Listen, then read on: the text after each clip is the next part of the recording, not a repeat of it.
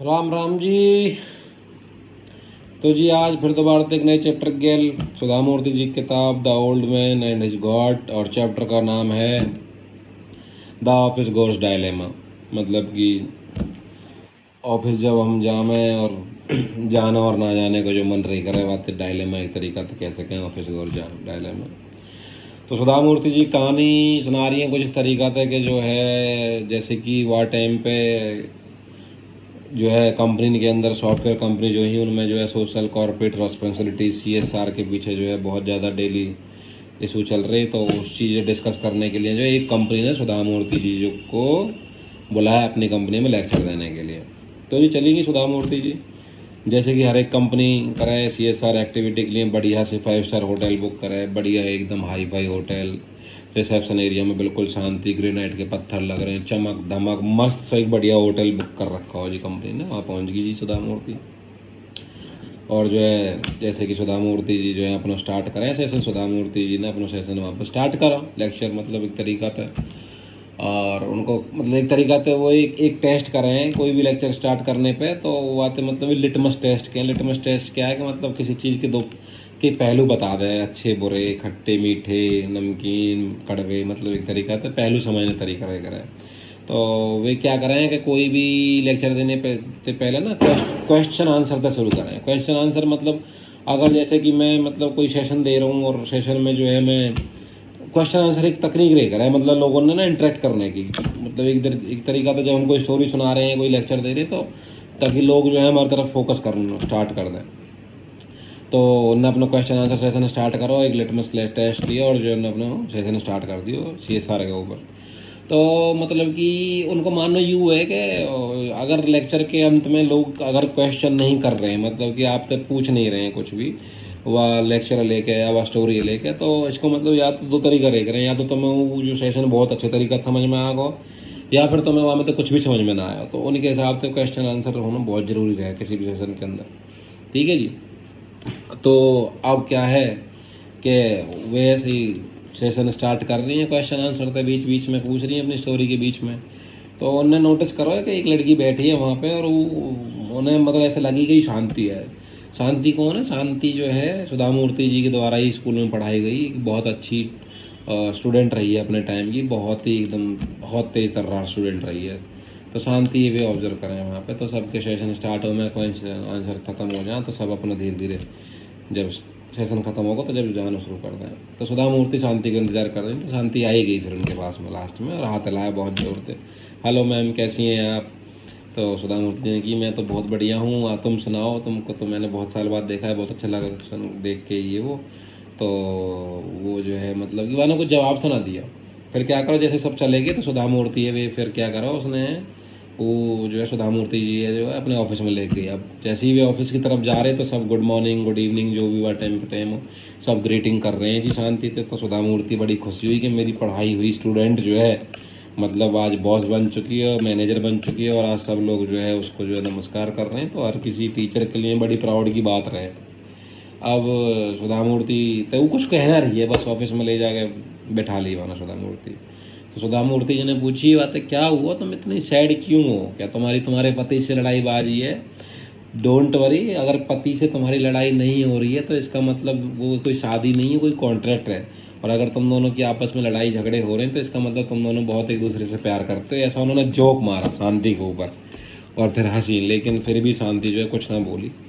फिर सुधा मूर्ति जी ने फिर बातें कही कि क्या बात हो गई, तुम क्यों परेशान हो, क्या तुम जॉब से खुश नहीं हो क्या? उन्हें ऐसा लगी। फिर जो है शांति जी ने अपनी शांति भंग करी और कुछ बोलना शुरू करा।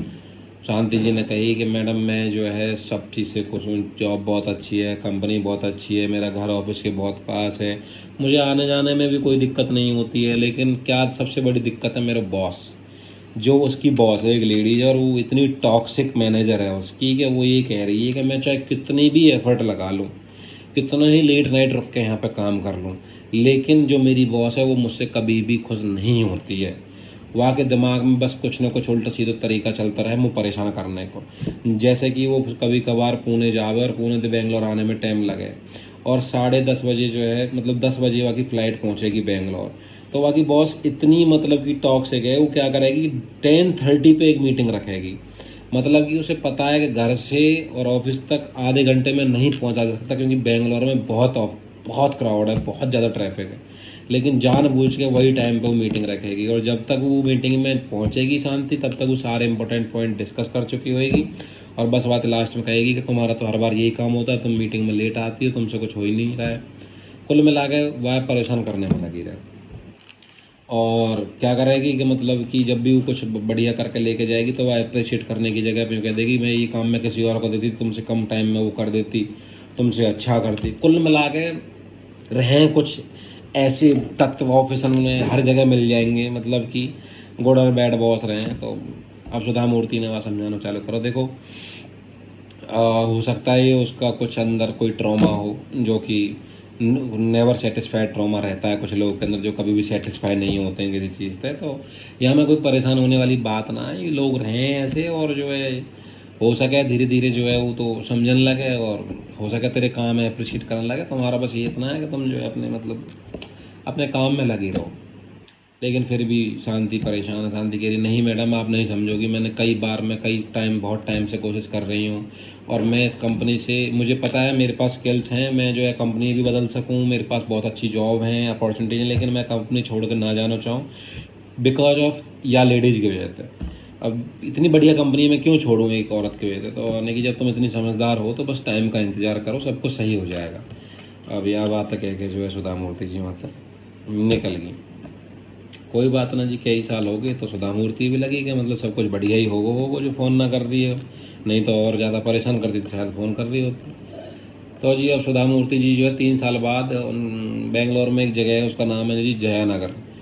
जयानगर में मतलब सब्जी मंडी लगा है, तो वह टाइम की मतलब एक तरीका से मिडिल क्लास लोगों के लिए वो एक सस्ती सब्जी मंडी, जहाँ पे सब मिडिल क्लास अपने जाकर सब्जी खरीदे करे। लेकिन आज की डेट में तो बेंगलोर है जी, आप ही पता हो रेट इतने बुरे हो गए हैं। तो आज की डेट में वहाँ हालत ये है कि वहाँ के जो सब्जी वाले दुकानदार हैं वे का ये मुँह ही न लगा में, जब उन तो कोई पैसा के लिए बार्गेनिंग करने लगे 10 रुपये कम कर ले भी तो भी कहते हैं आगे बढ़ो, मतलब इतनी बुरी हालत हो चुकी है। तो वहाँ कुछ इस तरीका से कुछ वहाँ पे सिनेरियो बना पड़ो।